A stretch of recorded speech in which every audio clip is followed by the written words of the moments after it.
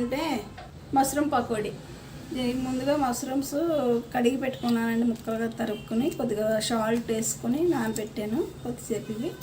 అలాగే వీటికి కావాల్సింది కార్న్ఫ్లోరు, అల్లం పేస్టు, కారము, ఉప్పు, కొత్తిమీర పౌడర్ అండి.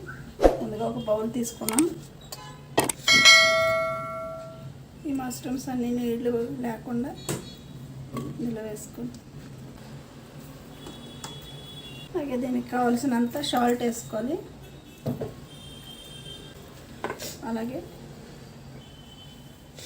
కొద్ది కారము, అల్లం వెల్లుల్లి పేస్ట్, అలాగే కార్న్ఫ్లోర్ అండి.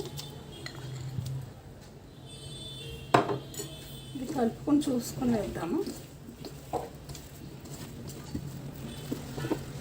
కలుపుకున్న తర్వాత ఒక 5 నిమిషాలు మూత పెట్టి పక్కన పెట్టుకోవాలండి. కొంచెం నానుతుంది.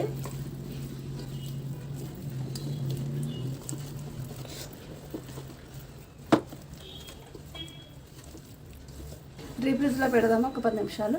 పొయ్యి మీద ఒక గిన్నె పెట్టండి, ఆయిల్ పెట్టుకొని డీప్ ఫ్రై సరిపడా కొద్దిగా ఇది ఆయిల్ హీట్ ఎక్కాలి. ఆయిల్ హీట్ ఎక్కిందండి. ఇప్పుడు వేద్దాము మష్రూమ్ పకోడీ.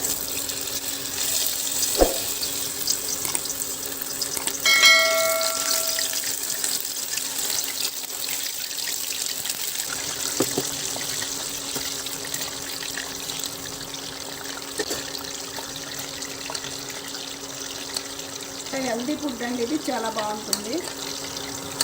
ఇది తినడం ఇష్టం లేని వాళ్ళు ఇలా కూడా చేసుకొని తినచ్చు.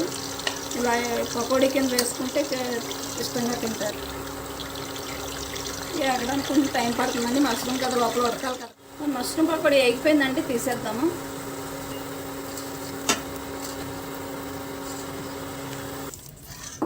ఇది సాసులో వేసుకొని కూడా తినచ్చు, చాలా బాగుంటుంది.